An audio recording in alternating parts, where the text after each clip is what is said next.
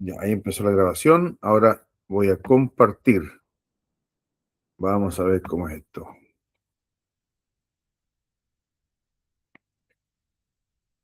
Ahí está. Bien, tenemos entonces esta clase que tiene que ver con el contexto histórico en la interpretación bíblica.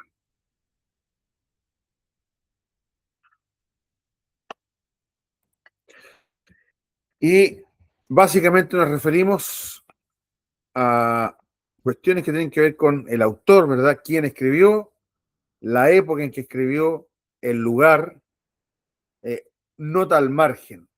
Cuando hablamos de historia o de contexto histórico, está implícita la geografía, ¿ya? Por eso al menos cuando yo iba al colegio, cuando en la escuela, ¿verdad? El- la asignatura se llamaba Historia y Geografía. Ahora no sé, creo que se llama de otra manera, pero no se puede estudiar el punto de vista histórico sin los famosos mapas.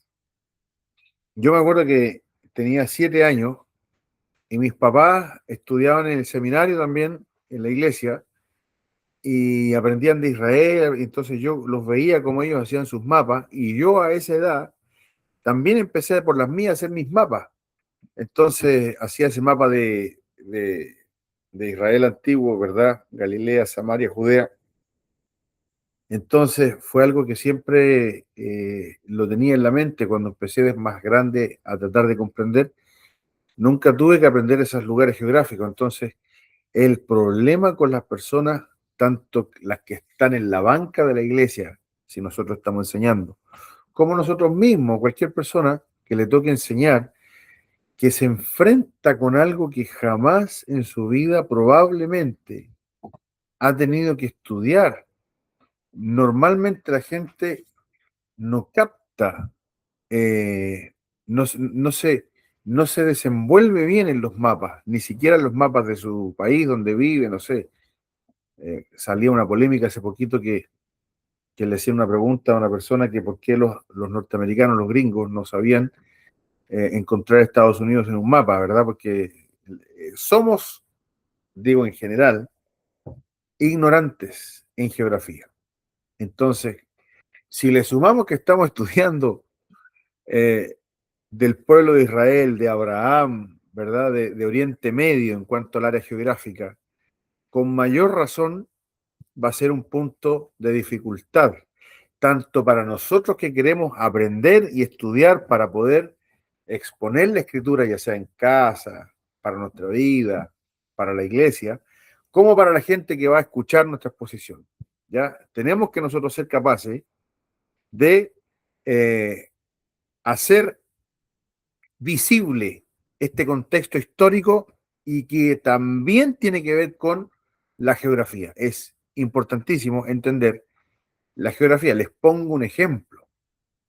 En Números, capítulo, es en Números, no, es en Deuteronomio, capítulo 27 más o menos, el Señor le dice, no, Moisés le dice al pueblo de Israel y a Josué que tienen que hacer una ceremonia en los montes Ebal y Gerizim, ¿ya? Y que la hacen en Josué capítulo 8.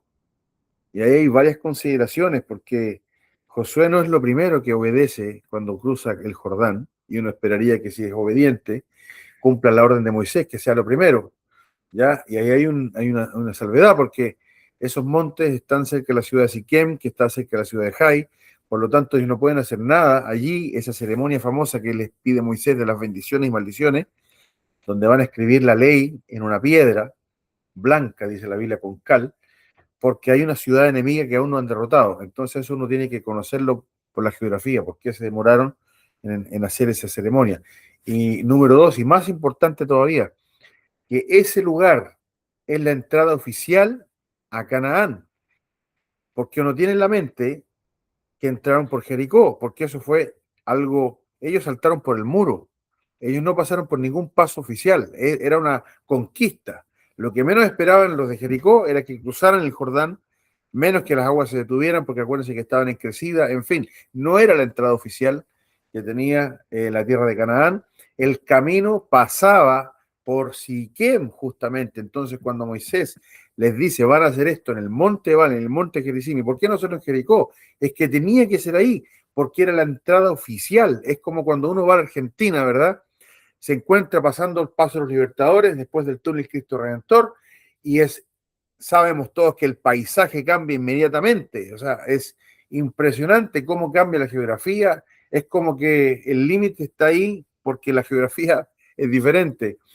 Y empieza el paisaje argentino, y ahí uno se encuentra con el letrero que dice la ley de Jehová, ¿verdad? Las bendiciones, las maldiciones, en fin, la ley de Moisés escrita. Y esa es la razón de por qué Moisés manda que esto esté en Siquem y no en Jericó y no en otro lugar, porque la entrada oficial a la tierra de Canaán era ahí. Era como decir, bienvenidos a Israel. Aquí somos un pueblo que teme a Dios. En fin. Entonces, todas esas cosas las entendemos en esta parte del método hermenéutico que nosotros utilizamos, que es histórico, gramatical, literario. Y como estaba diciendo, en la parte histórica es fundamental entender la geografía, porque la historia se desarrolla en un lugar y ese lugar, ¿cómo se llama esto? Interactúa con los personajes en cuanto a su clima, su geografía, en cuanto a todo lo que nosotros entendemos, ¿verdad? Eh, eh, Imagínense, por ejemplo, que cuando llegaron los primeros conquistadores a este territorio chileno, no sabían cómo era el clima y mucha gente murió solamente por el frío. Es impresionante. Entonces eso se entiende una vez que yo sé en qué lugar ocurrieron los acontecimientos. Entonces ahí están estas cuatro cosas: el autor, la época, el lugar geográfico, ¿verdad? Y las circunstancias. Todo eso tiene que ver en esta parte del método. Como yo ya he dicho, esto es parte de la hermenéutica en general, ¿ya? O sea, esto lo vamos a aplicar en toda la Biblia. Independiente de cómo tomamos cada libro en particular, especial, hermenéutica especial, pero todos estos puntos que hemos visto en estas clases iniciales tienen que ver con hermenéutica general. Un pequeño ejercicio y ya saben que el primero escoge, así que escojan por favor. Ahí están cuatro opciones y tenemos los parámetros, las mismas cuatro preguntas. ¿Quién va a escoger primero y quién parte? Hable nomás. Podemos empezar con Génesis, Amén. Ya, hermano mío, autor de Génesis. el primero que está. Bueno, Moisés, Muy bien. eh, ¿En qué época escribió Moisés Génesis? aproximadamente, La ay, pregunta es bien amplia. Tiene que ver el año, ¿verdad? Eh, básicamente, hermano mío, sí, queremos saber por qué la época, porque no lo escribió ahora, no estaba no, descubierto en América, ¿verdad? ujú. Tampoco lo escribió en tiempos de Cristo. ¿Cuándo lo escribió? Cuando estaban o sea, en el desierto, una vez que él ya había recibido la ley y ya había, me explico, o sea, ya estaban ahí Sí, establecidos, está bien. digamos. Pero la época quiere determinar el contexto histórico circundante. ¿Ya? Por ejemplo, sería interesante saber si fue escrito en la Edad Media, por ejemplo. Sería No, fue interesante, mucho antes, claro, exacto. Eh, la época, y estos son datos que necesariamente tenemos que investigar, es el 1500 antes de Cristo. exacto. Ya no es lo mismo 1500 antes de Cristo que 500 antes de Cristo. Habían otros imperios gobernando. En fin, Ujú, para eso necesitamos eso. ¿Ya? exacto. Lugar, ¿dónde se escribió? Bueno, en el desierto, ahí donde estaban ellos Y acampados. específicamente, porque también es necesario entenderlo, no se escribió en América, no se escribió en el desierto de Italia, no se escribió en el desierto de China, se Exacto. escribió en el desierto de, más o menos, En el Sinaí. desierto de Sinaí. Perfecto. ¿Y en qué No circunstancias? estoy viendo, ¿vos sacaste la pantalla que estaba antes con el cuadro? Porque no la estoy viendo. Mm, qué Estoy raro. viendo las tres fotos nuestras. A ver, Fabián, ¿se ve la pantalla, se ve el cuadro, no? Sí, yo sí la veo, sí la veo. Ah, Entonces ya, yo ya. to- entonces yo toqué algo. A ver. Sí, hermano, lo que pasa es que a mí me pasa lo mismo. Como yo estoy en un notebook, en una laptop, puedo sacar ese cuadrito con las fotos, con las pantallas, que es Sí, bastante grande, y ahí lo está. aparto. Ahí está, ahí está. Ahí la desplacé la pantalla y lo encontré. ¿Qué me queda? La circunstancia. Sí, ¿Por qué se escribió? Bueno, para dejarle registro al pueblo de todo lo que él había recibido y bueno, a las futuras generaciones de todo lo que había acontecido ahí. ya, exacto, pero ¿en qué circunstancias se escribió? Ah, porque la pregunta dice ¿por qué se escribió? Bueno, ellos habían salido de Egipto y estaban en el camino hacia la tierra prometida. Ahí está, se escribió por eso. Sí, es que se mezcla un poquito con el propósito, que es el para qué, pero las circunstancias es lo que dio origen a la necesidad de escribirlo. Amén. ¿Ya? El pueblo venía saliendo de Egipto. Exacto. Y Moisés no camino a la escribió tierra prometida. Génesis, aunque la Biblia no nos precisa, pero es obvio y natural pensar que Moisés haya escrito Génesis después que Israel salió de Egipto o en ese proceso. ¿Por qué? Porque necesitaba darle a Israel una identidad, quiénes eran ellos, de dónde venían, por qué fueron elegidos y qué trato, Exacto. porque ellos tenían que conocer la versión de Dios. Ellos tenían en su mente lo que les habían dicho sus padres, ¿verdad? Abraham, Isaac y Jacob, pero llegó un momento en que Dios dijo, ya, vamos, yo les voy a contar la historia de mi versión. Y ahí está Génesis. Sí, yo entiendo o sea, es difícil que lo haya escrito durante la salida. Tienen que haber ya estado establecidos en el desierto y haber acontecido ya varias cosas. Es probable que incluso lo haya escrito al final, hermano. Al final, sí, sí, sí, por eso. Hay No muchos quise decir coinciden al que final porque son 5 libros que seguramente no los escribió en un día, o sea, le han tomado un proceso. Y Génesis fue como el primero, pero sí, yo entiendo que ya habían pasado varios sucesos. hay varias posiciones. Unos dicen que o lo escribió mientras estaba en Egipto todavía, para que Israel tuviera pronto esa versión divina de su historia y de su propósito y de su elección y todo eso. Hay otros que dicen que lo escribió saliendo de Egipto, otros que dicen que lo escribió al final, pero el asunto es que ese es la circunstancia es que Israel, estando en Egipto, necesitaba tener una revelación fresca, escrita de parte de Dios para decirles quiénes realmente son ellos y quiénes no son, y la razón de la elección, la razón de todo lo que Dios está haciendo ahí con ellos. Amén. ¿Ya? Entonces, está perfecto. Fabián, te toca. ¿Tengo que seguir con Tesalonicenses o elegir otro? O elegir otro, sí.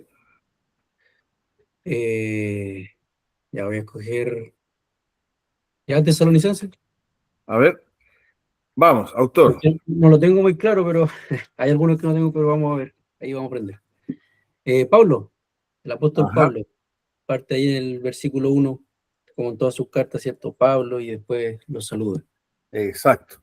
La Eh, época. la época lo tengo aquí anotado, lo tenía Perfecto. anotado en el año 51, lo tengo yo.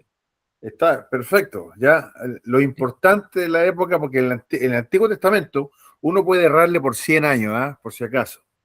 En Ah, el ya. Antiguo Testamento, incluso no es necesariamente errarle, sino que está en una posición distinta. Hay gente que piensa que Génesis y en realidad Moisés se escribió por el 1500 antes de Cristo. Yo soy uno de ellos. Hay gente que piensa que no, que eso fue en el 1200 antes de Cristo. En Mm, fin, no cambia mucho. Era lo ya. mismo históricamente, pero en el Nuevo Testamento es otra cosa. En el Nuevo Testamento es muy distinto el 30 que el 50, que el 70, que el 90. Mm, En 20 años pasaron muchas cosas, ¿ya? Por ejemplo, el 30 es obvio, porque imagínense, el 30 el Señor Jesucristo andaba caminando. Ningún libro del Nuevo Testamento se escribió con el Señor Jesucristo presente. No había caído el Espíritu Santo todavía, en mm, fin. Entonces no hay ningún libro que se haya escrito antes. Por eso es importante entender que los evangelios se escribieron después que el Espíritu Santo descendió. Y se escribieron todos de ahí en adelante. O sea, probablemente, como dicen que es Marcos, otros dicen que es Mateo, que se hayan escrito recién ahí mismo, en el 40, por ejemplo, por la necesidad de los cristianos que estaban creciendo, ¿verdad? Que necesitaban también una versión escrita de lo que se estaba contando por boca en boca en boca. Entonces, había ya evangelios apócrifos, ya en ese tiempo, imagínense, ya en ese tiempo habían falsas historias de Jesús por eso hay que leer la historia. La historia cuenta esas anomalías que hicieron necesaria también la escritura de los evangelios. Pero estamos por ahí por el 50, tesalonicenses, ¿verdad? ¿Y por qué está fechado en esa fecha, Fabián? Porque por ahí era que Pablo andaba en el viaje. La Biblia dice que ahí también llegó a Corinto y después ahí conoció a Aquila y Priscila por la hambruna en tiempos de Claudio, entonces ahí la Biblia nos da la fecha exacta. Sabemos que fue en ese viaje, en ese segundo viaje, que se escribió Primera Tesalonicense. ¿Ya? Entonces, perfecto la época, yo pensé que ese no lo iba a contestar. Lugar. Ese es de panorama del Nuevo Testamento. Yo tenía anotado ahí 51. Lugar, mira, ahí no lo tengo claro, pero sé que no es desde la cárcel, porque las fechas de la cárcel las tengo situadas en 61, 62. Exacto. Entonces entiendo que no es desde la cárcel, pero tampoco a simple vista logro ver desde dónde. Ya, el lugar, contentémonos, como que la Biblia nos da datos, ¿verdad? Porque había avanzado Pablo desde Tesalónica, lo que pasa que la escribió en el mismo viaje, no es como Gálatas que la escribió después, gracias hijo. El punto es que lo escribió allí en Grecia, no lo escribió en la cárcel, ya lo escribió ahí mismo en Grecia. Y circunstancias, que yo por eso puse tesalonicense, porque las circunstancias son muy particulares. ¿Sabes por qué escribió tesalonicense? Que lo dice la misma carta.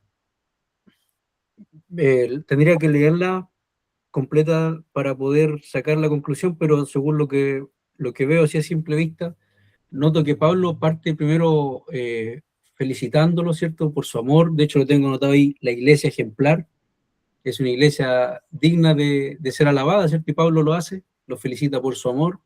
También los exhorta a vivir una vida en Cristo y al final también los alienta, ¿cierto? Como que por la venida del Señor Jesucristo. Eso Sí, es lo que tengo a simple vista. Sé que debe haber un versículo clave por ahí.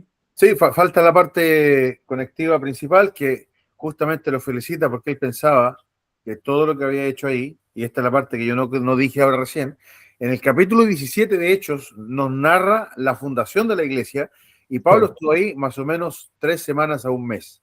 No más claro. que eso. Yo llevo 12 años en Calbuco. Él estuvo 3 semanas a un mes. 3 días de reposo, dice, ¿cierto? Imagínate la iglesia que él fundó. O sea, Sí. imagínate que porque Pablo dijo, pucha, a lo mejor todo lo que hice fue en vano porque fue muy poco tiempo, tuve que salir arrancando por las revueltas que había. Y ahí por eso les dice, ustedes han experimentado, igual que los judíos, de donde viene el Evangelio, porque han experimentado persecución de su propia nación, los tesalonicenses como en Tesalónica, digamos, como gentiles, y los judíos de sus propios judíos. Han sido imitadores de los judíos. Entonces, por eso Pablo tuvo que salir rápido y ahí se fue a Berea, ¿verdad? Y ahí se fue y ahí pensando él que la obra en Tesalónica no haya prosperado, manda a Timoteo. Y Timoteo vuelve con un informe excelente y ahí escribe la carta. Los felicita. ¿Ya? Entonces, son circunstancias históricas que hay que tener, pero totalmente claras para nosotros tener, saber el tenor de la carta, interpretar, ¿verdad? Todo lo que viene más adelante. Muy bien, Martín, Sí, pastor. ¿qué libro? Para que estoy tratando de desplazar de nuevo la pantalla. Dale, hermano. Se me mueve el cuadro ese. Em, Apocalipsis A es el ver, que sigue. Lo escribió Juan. ajá, Lo escribió desde la prisión, tengo entendido. exacto, desde su exilio. La época. eh, Ahí se me fue. 100 La después época. de Cristo más o menos. Sí, iba a decir, era que era más de 60, iba a decir, pero no la tenía clara. Y la circunstancia fue en una visión que recibió de parte del Señor. Exacto. Y particularmente las circunstancias históricas tienen que ver con la época también, porque ya se desató la persecución política. Política, exactamente. Ya hay que Sí, sí, entender, sí. en cuanto a la persecución en el Nuevo Testamento hay que entender dos cosas. Hay una persecución religiosa, que es la que le toca a Pablo cuando lo encarcelan la primera vez, donde escribe las epístolas de la prisión. ¿Ya? Ujú, sí, Efesios, Filipenses, Colosenses y Filemón. Esas son las que escribe desde la prisión, como estaba diciendo ahí Fabián. Y esa persecución es religiosa, no es política. Ahí el exacto, Imperio Romano no persigue, los que persiguen son los judíos que atrapan a Pablo cuando llega a Jerusalén después de su tercer viaje, pero después, ya por ahí por el 100, con el emperador Domiciano, es que encarcelan a Juan, que es el último de los apóstoles, y esa es la persecución ya política. Ahí ya los que política. están persiguiendo son el Ujú, Imperio Romano. ujú, Entonces, había tanta persecución por todos lados a los cristianos. Los cristianos ahora eran una secta, entre comillas, conocida. exacto, Antes se veían como una variante del judaísmo, ahora ya no. Ahora los cristianos, incluso los judíos, no gozaban, o sea, digamos, no sufrían tanta persecución como sí los cristianos. Entonces, esa es ahí donde Dios le da la revelación a Juan, exacto. tenían que tener ánimo, dada la Eso iba a persecución. decir, es una revelación que le daba esperanza al pueblo, Exacto, exactamente, a los creyentes para poder soportar la persecución. la Muy bien. persecución. ¿Qué Isaías, Fabián? Ya. Ya Bueno, googleaste todo, ¿verdad? no, No, la es Biblia. broma, no, no. He sido fiel, no he abierto Google.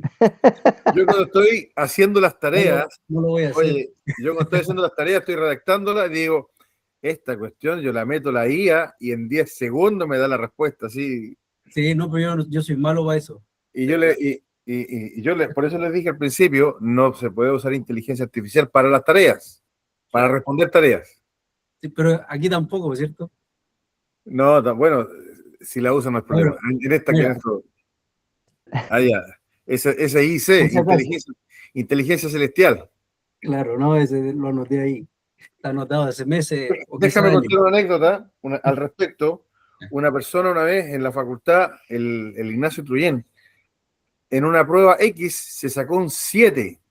Hermano Martínez, es la nota máxima en Chile. Ya, no sé, en Argentina es de 1 a 10.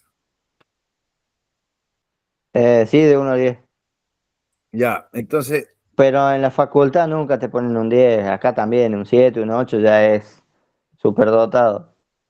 bueno, acá sería quizá un 5, pero acá el 7 es la máxima. Y claro, tenía todo bueno porque preguntaban datos duros, datos así como en qué año se escribió Isaías. ¿Y qué pasó? Que Ignacio fue a decirle al profesor, el profesor, tengo algo que confesar, no puedo dormir anoche, pero yo tenía todas estas cosas escritas en la Biblia. Y como usted dijo que la prueba era con Biblia, entonces ahí yo tenía todo. El profesor le dijo, está bien, está perfecto, lo felicitó. Si usted usa su Biblia de esa manera, haciendo apuntes, está perfecto. Bueno, se la dejó pasar. Así que vale escribir en la Biblia. Bueno, Sí. autor. Isaías, ahí lo dice al principio, versículo 1. Muy Visión de bien. Isaías, hijo de Amós. La época, bueno, lo dice el 700, ¿cierto? Bueno, yo lo tengo precisamente anotado el 700 por Isaías 53, ¿cierto? Que uno dice, son 700 años antes de Cristo, Isaías escribió estas cosas. No, y Por eso, ojo, ¿por qué es importante ahí el 700 y no 500, ya, o 600 mismo? Uno, porque de partida Isaías estaba muerto en el 600. ujú, Pero algo pasa en el 600, que es la invasión. claro, Empiezan los procesos expansionistas de Babilonia en Canaán y Babilonia sitió Jerusalén o sea, no sitió, perdón, invadió Jerusalén y deportó gente en el 605. claro, ¿Ya? claro. Entonces eso cambió todo. Del 605 en adelante, o sea, acuérdense que se cuentan hacia atrás los años en ese tiempo, porque 500. estamos antes de Cristo. Del 605 años en adelante, todo cambió. Y ahí sí escribe Jeremías, que es diferente su tono Claro. al de Isaías. Ahí escribe Ezequiel. Ahí Ezequiel. más adelante escribe Daniel. Pero Isaías es antes de todos esos acontecimientos. Por eso Daniel se fue en la primera etapa el del exilio, ¿verdad? ¿Cómo, perdón? Daniel se fue entre los primeros exiliados. Exacto. Daniel se fue ahí en el 605, después se fue Ezequiel, y después al final en el 586, cuando destruyen todo, Jeremías también contempla todo eso. Entonces tenemos ahí a Isaías antes, después tenemos a Daniel escribiendo justamente lo que ocurrió cuando se van, ahí en el 605. Después tenemos a Ezequiel, ¿verdad? 598, escribiendo su deportación, más bien el tiempo ya que estaba en Babilonia. Y después tenemos a Jeremías, que él es el que, si bien escribe desde tiempo atrás, ¿verdad? La Biblia dice que fue desde Joacim, perdón, desde Josías, que Pues sí. empezó a recibir las visiones, pero él está presente cuando se hace la invasión de Jerusalén. Entonces, él es el profeta que pasa y ve todo eso desde Jerusalén, mientras que Ezequiel lo escribe y lo vive desde Babilonia. Y después tenemos ya los post-exílicos, los que escribieron de vuelta. Entonces, es muy importante en los profetas mayores y menores establecer cuándo fue la época. ¿Sí, Fabián? Que Daniel igual es de ellos tres como el último, ¿no? Porque él escribe al final de sus días. Daniel, Me surgió la duda. sí, Daniel, lo que pasa es que Daniel es un puente profético y revelacional. Siempre yo lo analizo así, porque Daniel es el que vivió el paso de Babilonia a Medos persas, ya cuando era viejito, cuando se cumplieron más o menos los 70 años, y Daniel es el jovencito que escribe cuando fuera la primera deportación, claro. porque es el que le toma la mano al templo destruido y el que le toma con la otra mano al nuevo templo, digamos, o a la roca que baja y establece el reino en la profecía. Sabemos que no vive Daniel para ver eso, ni siquiera nosotros lo hemos visto aún, pero es el que escribe ese puente profético. Por eso los cuatro imperios, la estatua, las bestias y todo eso. Exactamente, Daniel escribe hasta viejito.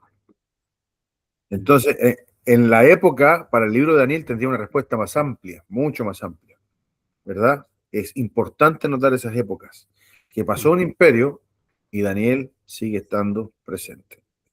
Claro. Y se toma, solo como pregunta, se toma como que quizá es irrelevante, pero la escritura de Daniel, ¿él escribió todo al final o fue recopilando esto? ¿No se tiene algo así? Como que Yo no sé, hay escrituras primeras de Daniel, porque son 70 casi 70 años. más de 60 años, sí. Yo creo Claro. que es probable que lo haya escrito al final, Ah, porque como dice ahí, en el año primero del rey Ciro, ¿verdad? Yo creo que ahí es donde él empieza a escribir, puede ser. ah, Nunca me he respondido a esa pregunta. Lo que sí sabemos es que eso lo escribe ya de manera contemporánea. Lo que pasa ahí, todo lo que pasa de Daniel 9 en adelante lo está escribiendo más o menos de ese tiempo, claro. en el tiempo que está ocurriendo. Pero Daniel nos da mucho detalle de un imperio que todavía él no ve y no lo va a ver con sus ojos, que son los griegos. Nos da mucho detalle de todo lo que es la división que sufre después Alejandro cuando él muere y cuando se divide en cuatro partes el imperio, y él escribe toda la tensión que existe entre Ptolomeos y Seleucidas, ¿verdad? Los que están en el sur, los que están ahí en Siria, disputándose la Tierra Santa. Y el capítulo 11 de Daniel es muy, muy detallista, que tipifica también al anticristo. Entonces Daniel nos da detalles históricos muy importantes, pero entender la época en que se escribió es fundamental, porque eso nos va a dar la claridad. Nosotros lo vemos como un profeta, los judíos lo ven como un historiador, porque hay posiciones al respecto a la escritura del libro de Daniel que dicen que ni siquiera lo escribió Daniel, sino que lo escribió alguien después, que escribe hacia atrás, no como profecía, porque es tan detallista que la gente dice, este tiene que haber escrito habiendo visto con sus ojos los hechos. ¿Ya? Escribir para atrás es muy fácil. ¿Se dan cuenta, verdad? Si yo escribo, hagamos cuenta que yo voy a escribir un libro y le voy a poner el libro de Giesi. ¿Se acuerdan quién es Giesi, verdad? Siervo de... El criado de Eliseo. Ya, y yo escribo todas las hazañas del imperio babilónico, el imperio asirio, destruyendo el reino del norte. Para mí es muy fácil porque yo conozco la historia, ¿verdad? Porque lo estoy escribiendo hoy día. Entonces así dicen que se escribió Daniel, mirando hacia atrás y no hacia adelante. Bien, entonces, lugar de la escritura de Isaías. Bueno, según lo que dice el versículo 1, yo no lo tengo claro, pero creo que Judá, Jerusalén, En Jerusalén.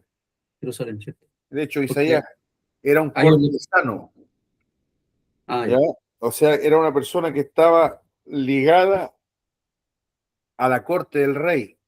Era como, por decirlo de alguna manera, estas personas que visitan al presidente en su palacio, que son llamadas y consultadas por el presidente. Ese era Isaías. O sea, era alguien que estaba ahí en la capital. Circunstancias.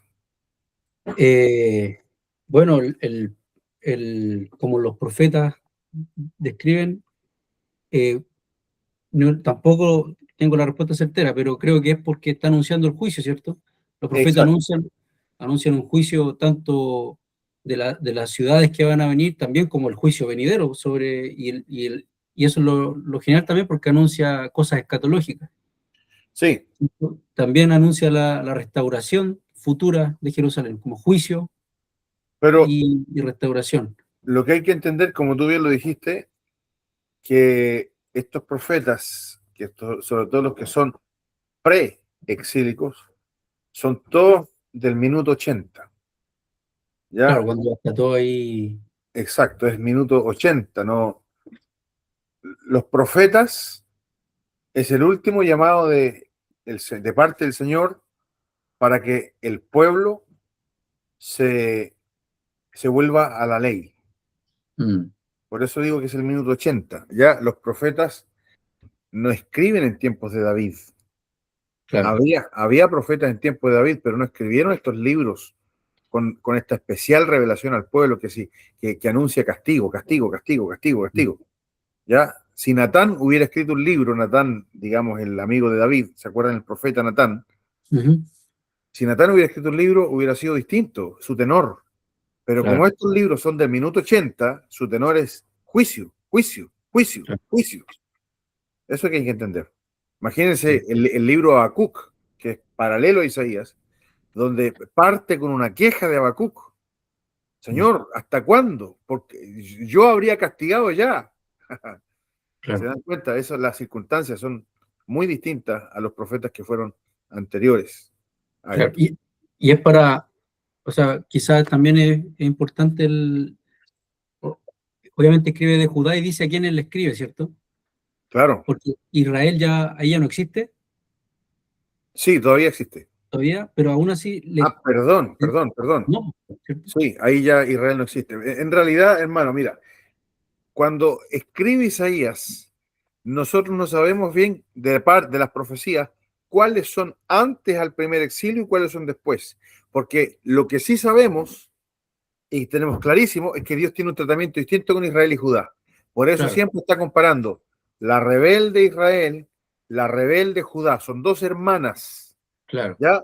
Pero lo que sí sabemos es que en el capítulo 36, 37, en la parte histórica, acuérdate que está Ezequías reinando, que es Claro. el rey que vive el exilio de sus hermanos del norte, porque llegó a Siria donde Ezequías y llegó el Rapsaces, ¿te acuerdas? Y llegaron los asirios a tomar Jerusalén, ya que habían hecho toda esa campaña, y ahí es donde Dios libera a Jerusalén de los asirios. Entonces, eso es la época del cautiverio. Claro. Ya es en tiempos del rey Ezequías. Entonces, por eso hay profecías que están antes del cautiverio de los del norte, otras que están después. Pero es contemporáneo Isaías al cautiverio de Israel, 720 antes de Cristo es ese cautiverio. Cuando uno dice 700 años en Isaías, uno pone una fecha por ponerlo redondo, 700, pero no nos olvidemos que el cautiverio fue un poquito antes, 720 antes de Cristo, el cautiverio de Asiria. Ya, miren, hermano, yo he enseñado tantas veces estas cosas que tengo las fechas acá. Siempre Sí. me toca hacer la línea de tiempo, escribirla, y uno se termina aprendiendo estas cosas. Por eso el análisis es muy rápido. A eso me refiero. Cuando uno es profesor, cuando uno es pastor, está continuamente enseñando, usando esto, el análisis es instantáneo. Pero para la persona que no está acostumbrada a esto, no que no lo entienda, sino que no está acostumbrado, tiene que siempre recurrir a los libros o, en ese caso, a ordenar los acontecimientos. ¿Bien? Claro. Bien, excelente, muy bien este cuadro.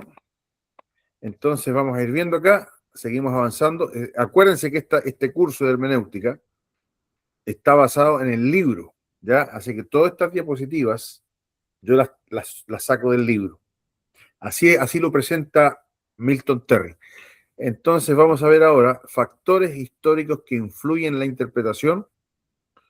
Y aquí tenemos que ver, mire, condiciones del autor.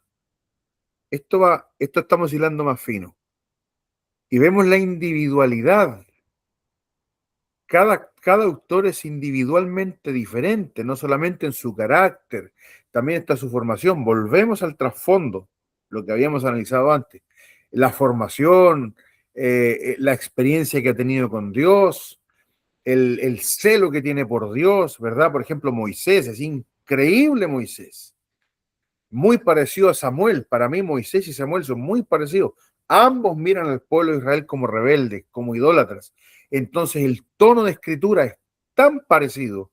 Cuando uno lee el capítulo 8 del libro de Primera de Samuel y lo lee y lo compara con el Deuteronomio, es el mismo tenor, el mismo tono.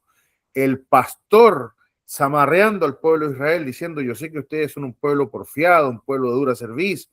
Ya distinto, por ejemplo, en este caso, el rey David, que no escribe para Israel como desafiándolos, como llamándoles la atención, en fin, individualidad. Medio ambiente, ¿verdad?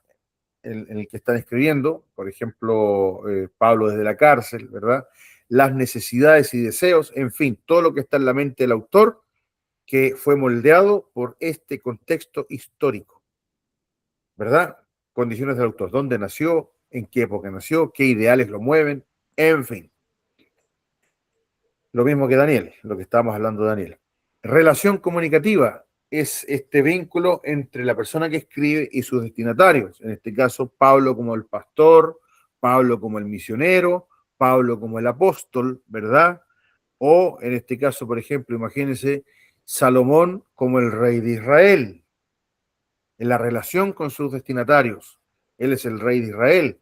O Jeremías como el profeta que nadie lo escucha, el profeta que nadie le pone atención, que escribe rogándole al pueblo, que incluso relata ahí que ni siquiera el rey lo escuchaba, por eso mandaba a su representante, ¿verdad? Él no era admitido Jeremías. En fin, relación comunicativa.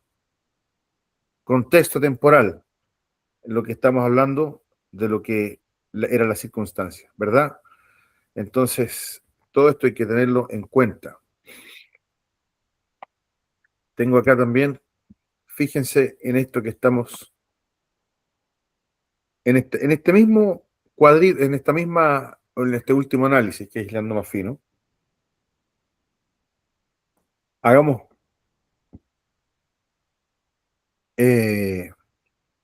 una proyección en algunos ejemplos, como por ejemplo David. En las condiciones del autor, fíjense los salmos, especialmente los salmos de la persecución.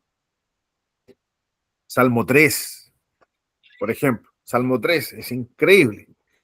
Como dice ahí, un hombre perseguido, emocional, un rey en conflicto, vive en peligro, tiene necesidad de ayuda, desea justicia y protección.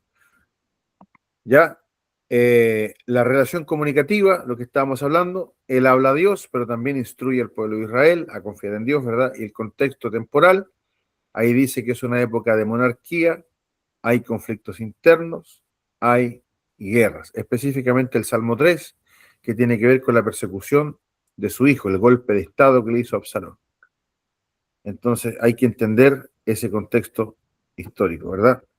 En cuanto a... Pastor, Sí, adelante. y el mismo David, por ejemplo, ¿cómo cambia este desarrollo con respecto al Salmo 51, por ejemplo? Que ahí ya no es perseguido, sino buscando el perdón del Señor y todo eso. ¿Cómo cambia? O sea, es el mismo autor, pero ¿cómo cambia de un desarrollo a otro? Exactamente. En uno está pidiendo protección del Señor y demandándola y sabiendo que el Señor le va a responder, y el otro está pidiendo que por favor el Señor no le quite el privilegio del Espíritu Santo siendo rey de Israel.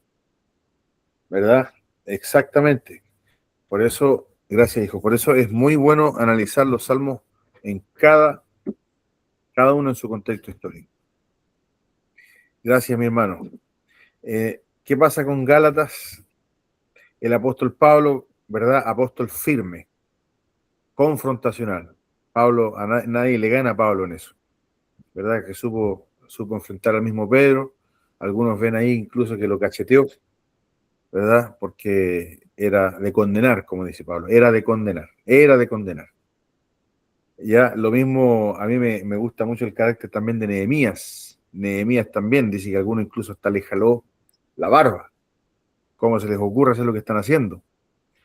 En fin, entonces dice ahí, contexto de conflicto doctrinal. Eso enardecía al apóstol Pablo. Pero si yo les expliqué, yo estuve con ustedes ahí, ¿cómo se les ocurre? Por eso dice, ¿quién os fascinó? ¿Quién os embrujó? Dan ganas, yo entiendo al apóstol Pablo, porque sí, y dice, Cristo que fue presentado tan claramente ante sus ojos, claramente, yo entiendo que esté así. Gálatas insensatos y todo eso, ¿verdad? Tiene necesidad de corregir, tiene deseo de defender el evangelio, ya que estaban lamentablemente cediendo. O sea, viene otro y les habla algo totalmente diferente y le creen al otro. En fin.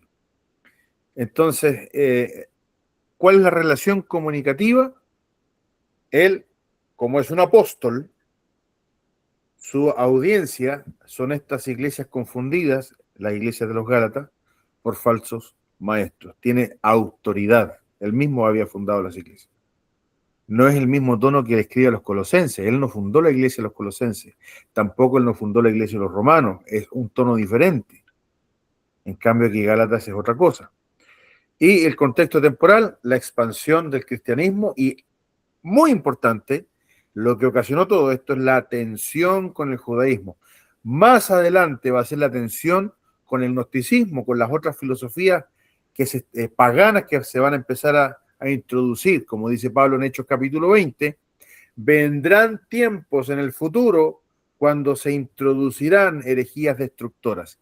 Y ese tiempo llega después. Pero ahora lo que está ocurriendo con Gálatas es la tensión con el mismo judaísmo. ¿Por qué? Porque Pablo plantaba una iglesia y detrásito, 2-3 días después, llegaban los judaizantes. ¿Ya?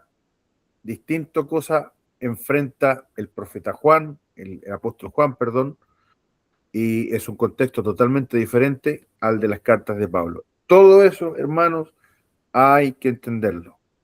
De lo contrario, no vamos a captar la riqueza del mensaje, el tenor del mensaje, porque nos falta ese contexto histórico. Probablemente malinterpretemos.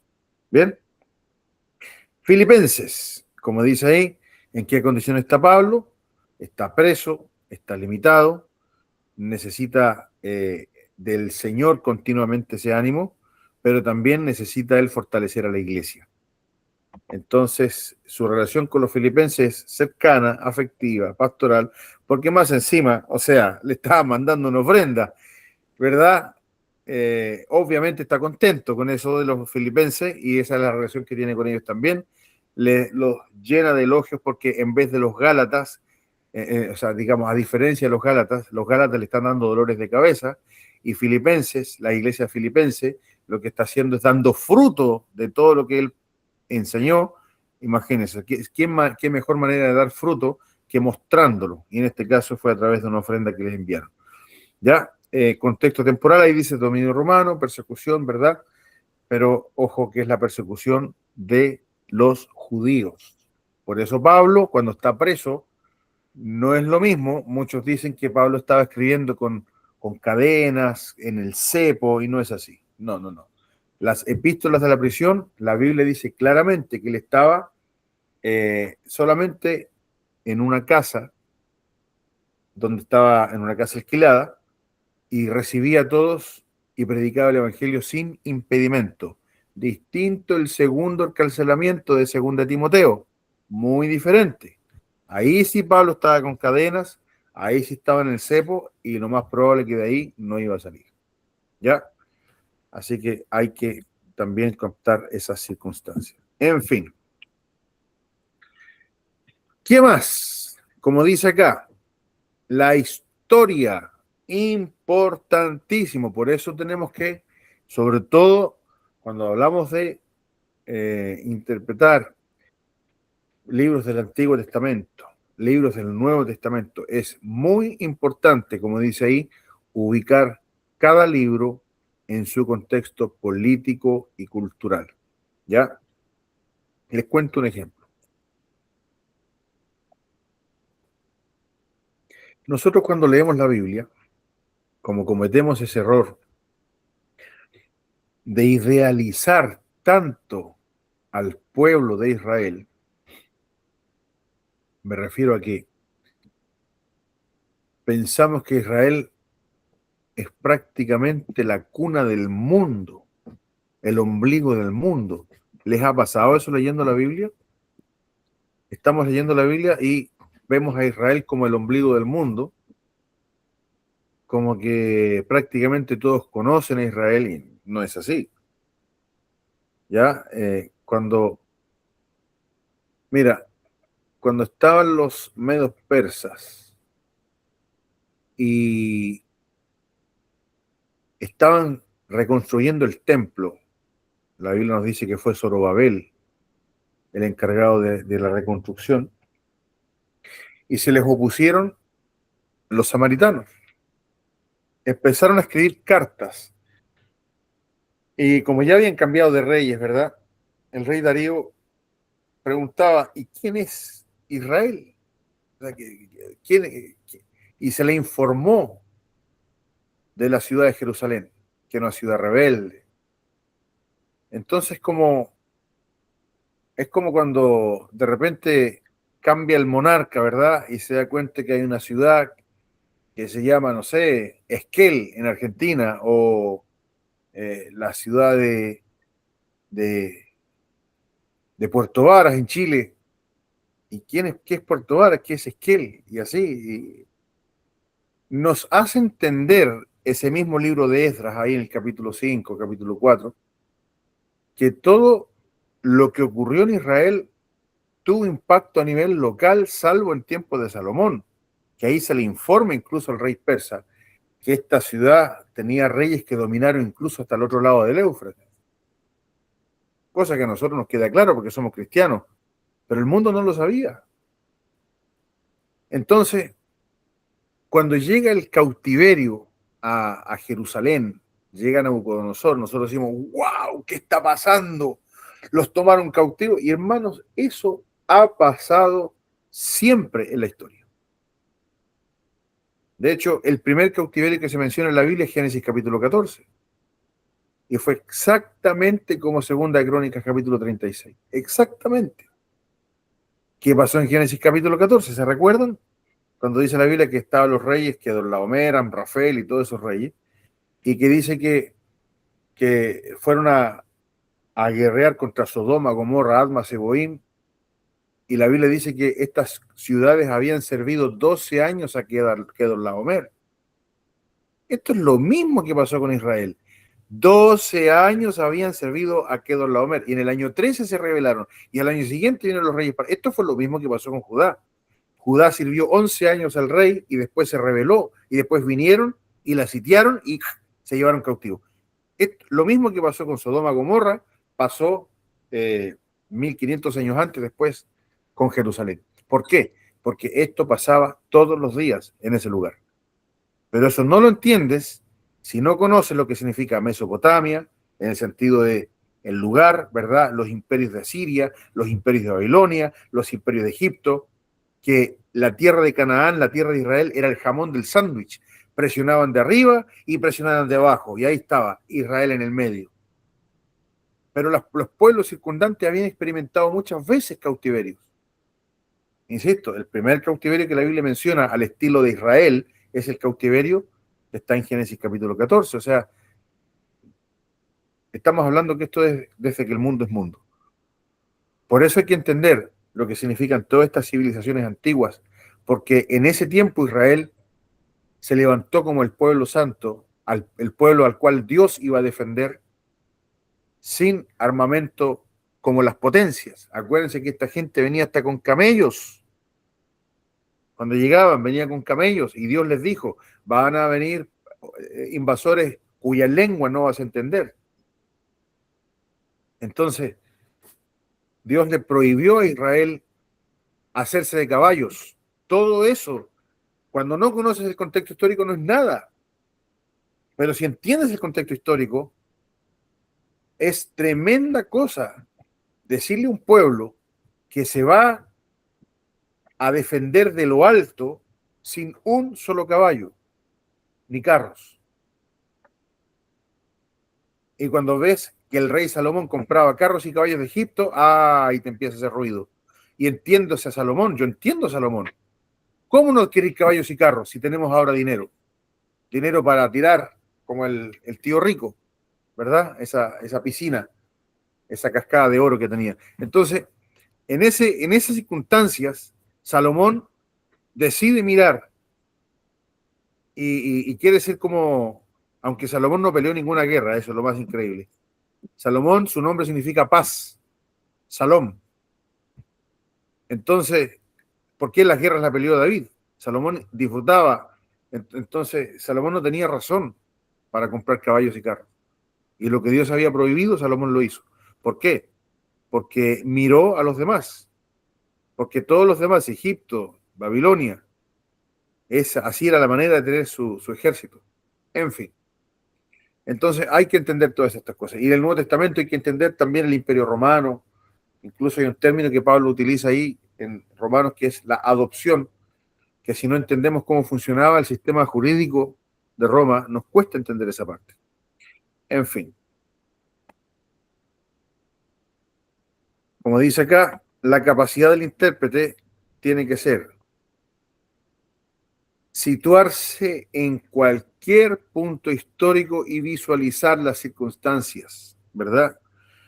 Mire, aquí dice costumbres, vida cotidiana, ideas y espíritu de la época. Les cuento una experiencia personal que me sorprendí cuando escuché a un expositor hablando de Juan capítulo 11.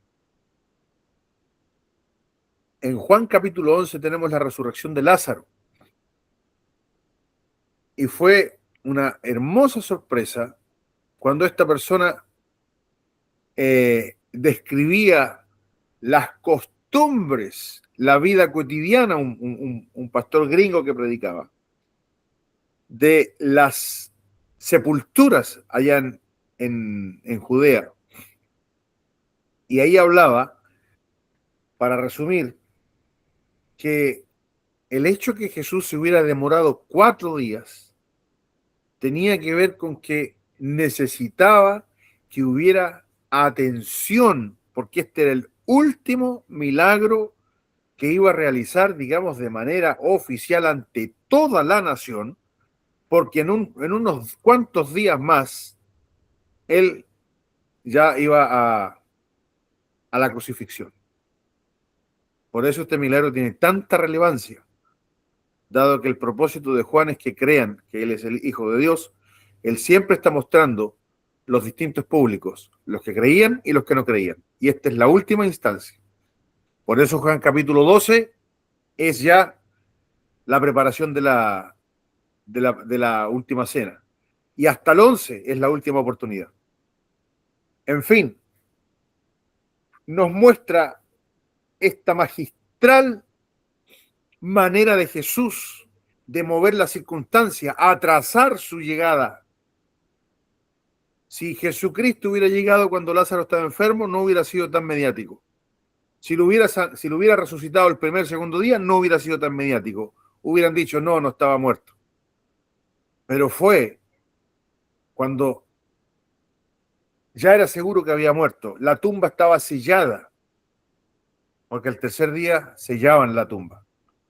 Hasta el tercer día iban las mujeres a embalsamar, a echar las especias, y después rodaban la piedra. Por eso el Señor dice, manda a rodar la piedra, manda a quitar la piedra. Y ahí le dicen, Señor, y he de ya, pues es de 4 días. O sea, Él quería hacer el milagro para que todos supieran que estaba resucitando un muerto de verdad, con olor incluido. Y más, llegaba a todo el mundo, ya que había muerto un varón, probablemente había algo que sacar ahí. Quizá alguna propiedad, llegaban hasta los sacerdotes, como ellos, dice la Biblia, que saqueaban económicamente las casas de las viudas, en fin. Entonces, la cosa es que estaba todo el mundo allí. ¿Cuántas veces hemos escuchado que esos 4 días significan 4.000 años? Yo he escuchado eso muchas veces. Cuando se predica este pasaje dice que al 4.º día, porque son 4.000 años hasta que Cristo llegó, desde Adán, y son 4.000 años de que la humanidad está ahí como Lázaro, muerta, ¿verdad? El tema que nos perdemos los detalles que realmente Juan quiere mostrar. Juan quería mostrar que Jesucristo hizo un milagro legítimo para todo ojo. Por eso, como dice más adelante la Escritura, lo único que podían hacer era matar de nuevo a Lázaro, para que no siguieran diciendo que Jesucristo lo había resucitado. En fin, como dice ahí, costumbres de vida. Hay libros muy hermosos, muy necesarios también, que se llaman Usos y Costumbres en Tiempos Bíblicos. Esos hay que leerlos porque uno enriquece también su entendimiento del texto con esa información. Bien, siempre necesito hacer la aclaración, hermano, que la comunión con Dios es fundamental para poder exponer las Escrituras, sobre todo cuando hablamos en la iglesia. Ya, el estudio de todo esto que estamos hablando no reemplaza la comunión con Dios, no reemplaza. Y como también he dicho, hay muy buenos hermanos que no usan estas herramientas, que no las tienen, y tienen buena comunión con Dios, y Dios sí los usa. Ahora, cuando nosotros, aparte, usamos estas herramientas y hablamos justamente lo que la Biblia dice, hacemos que también la gente pueda ver en el texto ese propósito que se propuso el autor, y la gente va a depender más de la Escritura. Aún con estas interpretaciones erróneas, Dios utiliza a grandes hombres, no cabe duda. Por eso siempre les digo que la comunión con Dios es irreemplazable. Hay alguien que puede estar lleno de estudios, lleno de teología, y su mensaje ser infructuoso. Eso es verdad. Bien, como dice ahí, nos va a ayudar para distinguir entre épocas, culturas, para evitar confusiones históricas en la lectura del texto. Seguimos avanzando. Las dificultades que enfrentamos, como sale ahí, ¿verdad? Un muchacho en un mundo lleno de edificios, en la foto, y nosotros estamos inevitablemente influidos en nuestro pensamiento actual, la cultura moderna, la ciencia, en fin. Tenemos que poder lograr ubicarnos en el mundo antiguo, despojarnos de lo que somos ahora para poder entender con mayor claridad esto del mundo antiguo. Pastor, sí, con respecto a eso quería comentar que creo que lo escuché, que uno de los principales problemas justamente de hoy en día es ese, que leemos la palabra y automáticamente la trasladamos a nuestra vida, hasta nuestra vida de hoy, sin hacer ese paso previo de trasladarnos nosotros a ese momento. Entonces, directamente nos vamos a la aplicación y no buscamos el sentido principal.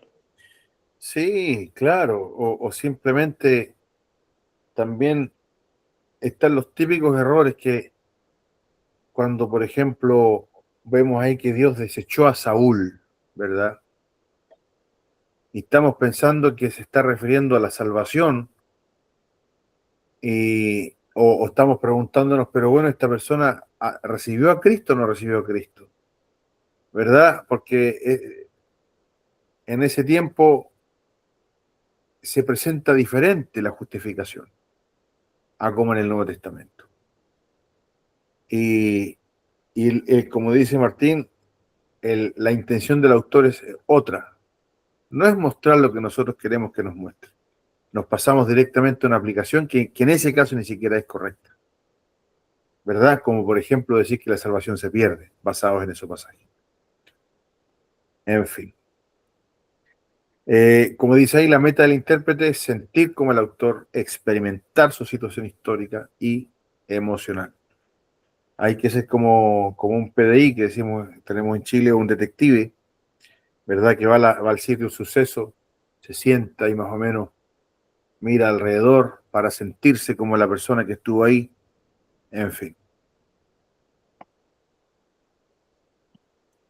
Aquí está otro error que se comete, es idealizar a los personajes bíblicos.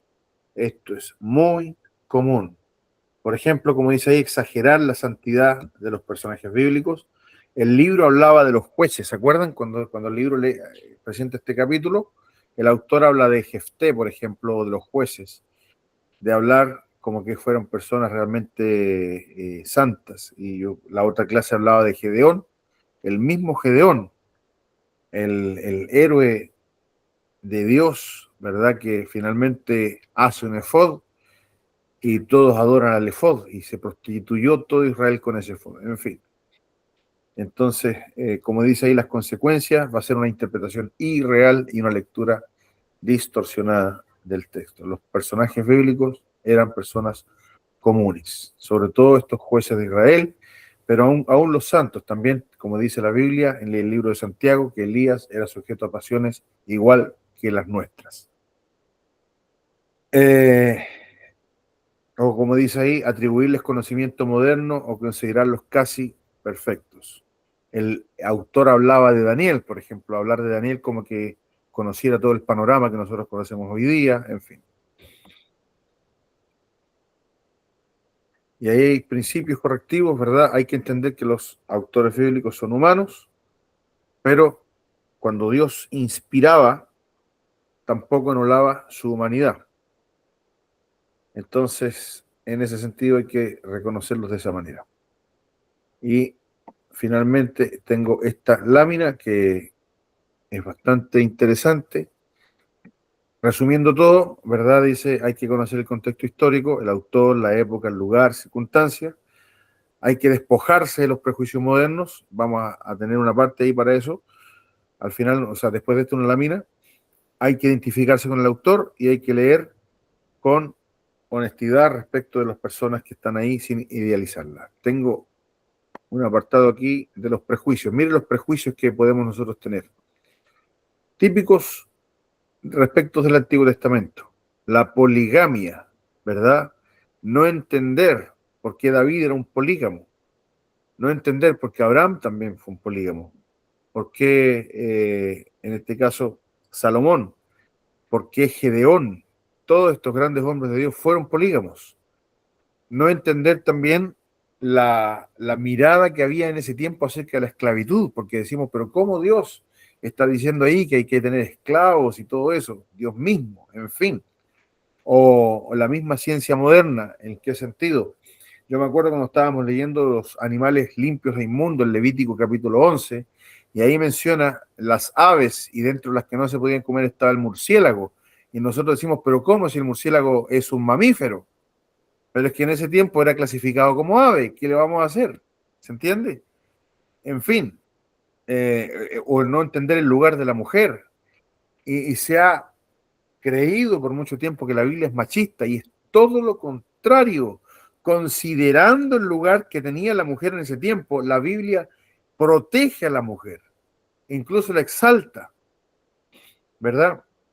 O la democracia, que en ese tiempo no había democracia. Tenemos democracia recién de hace 200 años, y menos incluso. Antes no había democracia. Por si acaso, los que estamos acá en esta clase, en un tiempo anterior a esto que estamos viendo, ni siquiera hubiéramos podido votar, por si acaso.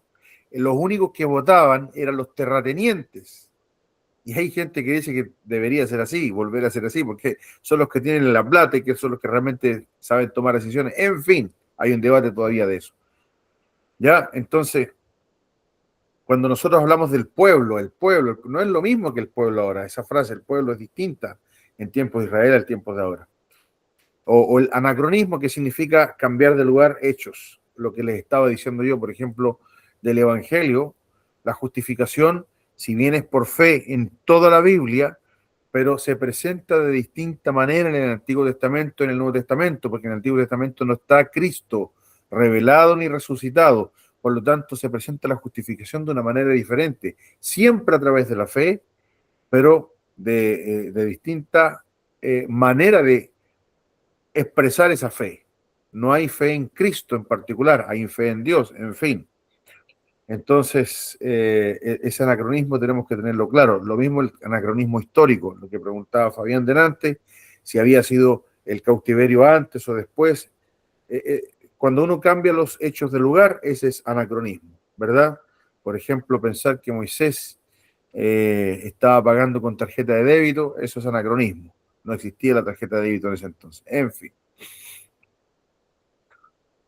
Ahí está distintos prejuicios que nosotros tenemos. Ahí había puesto el ejemplo del espejo oscuro, como dice Corintios 13, ¿verdad? Que dice que nosotros ahora vemos como en un espejo, dice oscuramente, porque los espejos eran así. Eran bronce bruñido, o sea, era bronce que se le sacaba brillo y ese era el espejo. O sea, eran oscuros. Es un ejemplo nomás que tenemos que entender ahí. Pastor, ¿Sí? solo como para decir algo, un ejemplo que me pareció interesante hace un tiempo, leyendo como un librito de un judío, de un rabino, que hablaba acerca de Lot, y decía que acá en este hemisferio nosotros entendemos que cómo Lot se le ocurre ofrecer a sus dos hijas a cambio de los ángeles. Ajá. Todos decimos, pero es que obviamente él valoró mucho, y en ese tiempo valoraba mucho a sus visitas y sobre todo a esos ángeles, pero él dice que no considera a nadie la cultura de ellos que tiene que ver, y es algo que yo nunca me había imaginado, que tiene que ver con el regateo. Él como judío dice que la cultura de ellos, cuando se negocian cosas así de importantes, ellos siempre ofrecen algo que es irreal. Y él dice que él hizo eso, Lot hizo eso, y todos entienden que claramente no es que quería dar a sus hijas, sino que en realidad es su cultura de regatear, como de ofrecer algo que no, como para obtener, ¿entiendes? Como un tiempo. Entiendo, o sea, Pero es increíble, así como nunca se me imaginó, como que no regatear incluso entre ellos, no ofrecer algo distinto con un precio muy alto, sí entiendo. como que era una falta de respeto incluso entre ellos. O sea, era ofrecer un punto medio para, digamos, Claro. ir ganando tiempo, en fin. Sí, pero nunca fue que en realidad quería ofrecer a su hija, sino que era su cultura. Entonces, Bueno, nos vamos a encontrar con mucha información y por eso necesitamos mucha sabiduría, porque nosotros como también somos sensacionalistas, vamos a agarrar lo que más nos parezca, ¿verdad? Ahora, yo no estoy dando ni crédito ni diciendo que no, porque aquí nos estamos en desventaja, ¿verdad? Acá hay un judío que nos está hablando y ¿por qué les digo? Porque vamos a encontrar mucho material al respecto y también mucho de ellos va a ser falso. Por ejemplo, cuando se hablaba del camello por el ojo de una aguja y se decía que la aguja era una puerta y por ahí alguien dijo, siempre se ha dicho esto, pero es falso. No existe, era realmente una exageración que estaba diciendo Cristo, era una cosa imposible. El camello realmente se estaba refiriendo al ojo de una aguja y nunca existió esta famosa puerta que se llamaba ojo, no sé, ¿me entiendes? Y tenía que pasar el camello. En fin, entonces vamos a tener que ser muy, muy sabios en tomar y saber discriminar, porque ya que no tenemos la posibilidad de decir este pasaje significa esto en la parte del texto, pero sí podemos, y ahí lamentablemente vuelve a las mismas reglas a jugar, ¿verdad? Porque alguien podría decir, mira, el contexto histórico es este, imagínate, saca un disparate, no sabemos. ¿Me entiendes? Claro. Entonces, la idea acá es documentarse con buenas fuentes. ¿A qué me refiero? Con realmente expertos, historiadores, y normalmente eso los encontramos en las editoriales, en los libros, y encontramos el otro tipo de mensajero, ¿verdad? En videos sensacionalistas de YouTube, en fin. Entonces, como dijo un maestro, un profesor, ¿verdad? Dijo, si a ti no te gusta estudiar y quieres ser pastor, dijo, no, dijo, anda, ponte un puesto de palta en la esquina, gánate la vida de otra forma, pero no seas pastor. Eso es una realidad, ¿verdad? Entonces, es interesante, gracias, primo, gracias, Fabián, porque es interesante lo que nosotros podemos llegar a malentender si no tenemos la información, ¿ya? Entonces, hay que ser también diligentes para poder validar. Les tengo aquí ejemplos prácticos, ¿verdad? Ya terminamos la lección y para poder afinar un poquito más detalles, les cuento esto. Por ejemplo, la Biblia dice que el Señor hizo juicio contra sus dioses en Egipto con las plagas, ¿verdad? Y no es misterio, yo creo que varios hemos escuchado que Egipto tenía justamente dioses relacionados con cada una de esas plagas. Y eso es lo que Dios quería mostrar. Pero si no entendemos esa información, va a ser simplemente un hecho sobrenatural que quizás a nosotros no nos dé mucho sentido. Pero es lo mismo que hoy día. ¿En qué confía la gente hoy día? La gente confía en su universidad, en su título, en su trabajo, ¿verdad? Y lo que está haciendo Dios acá es sacar adelante un pueblo, que eso es lo que es la aplicación de esa parte. Dios saca adelante a su pueblo a pesar de no tener las garantías que tenía Egipto, que tenía un río que le daba todo lo que Egipto necesitaba. En fin, tenía animales, tenía su fortaleza puesta en sus haberes. En cambio, nosotros, como dice la palabra, no necesitamos ni carros ni caballos, nosotros confiamos en el Señor, ¿verdad? Los mismos, fíjense ahí los salmos imprecatorios. Yo escuché una vez hasta Jesús Adrián Romero diciendo un disparate acerca de estos salmos, que eran cansadores, ¿verdad? Que era bien raro leer estas cosas de Señor, destruye a mis enemigos, pero es que le falta la parte histórica, porque estamos en el Antiguo Testamento, cuando había enemigos que conquistar, enemigos físicos. Estamos en un tiempo diferente hoy día. ¿Verdad? El mismo Salmo 137, tanto odio contra Babilonia, claro, por lo que les hizo Babilonia. Hay un contexto histórico, ¿verdad? O fíjense ahí en el libro de Daniel, no entenderíamos nada si no sabemos algo de Egipto, en realidad las potencias, pero ahí se está mencionando precisamente a Asiria, Babilonia, y después lo que viene con los persas, con los griegos, con los romanos, ¿verdad? Babilonia en adelante. Entonces, si no tenemos ese conocimiento de la historia universal, sería difícil entender lo que Dios quiere decir allí, que tiene que ver completamente con lo de Apocalipsis capítulo 13, la bestia de 7 cabezas. Ahí en Daniel capítulo 2, capítulo 7, solo se muestran 4 de esas 7 cabezas. En fin, lo mismo en las leyes específicas contra la idolatría o las prácticas, no haréis, el famoso no haréis, de Levítico capítulo 19. Y ahí hay una ley que hasta el día de hoy los mismos judíos la llevaron al extremo. Fíjense que los judíos no pueden comer productos carnes con lácteos. Eso está en su ley de comida santa.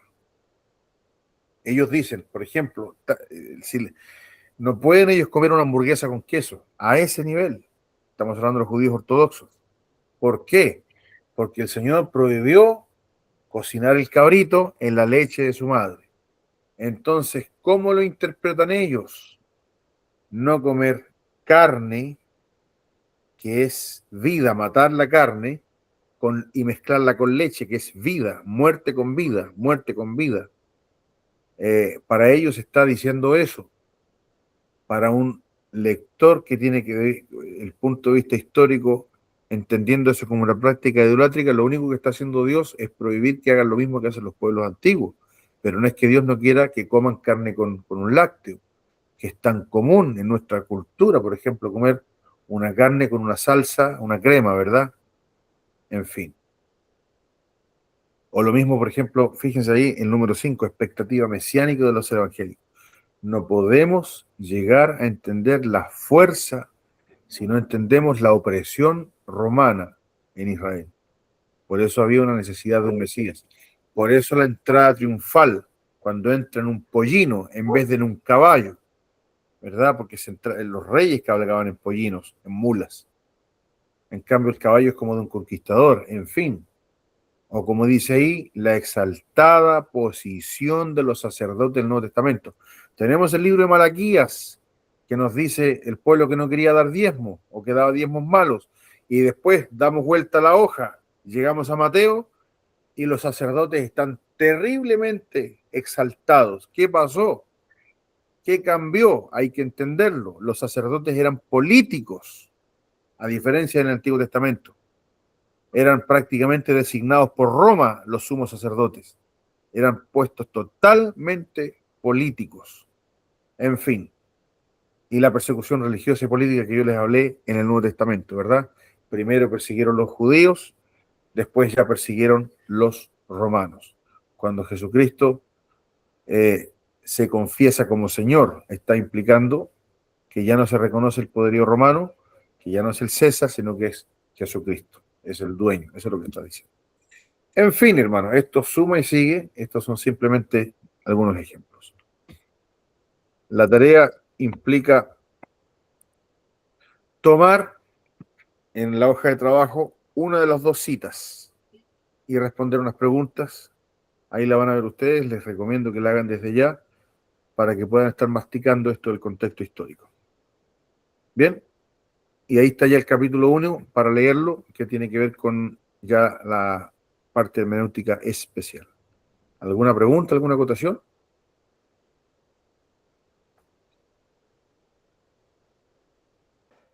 No, de mi parte no, está todo claro. Muy bien. Todo claro también. Perfecto. Voy a detener la grabación entonces para orar. Denme un momento.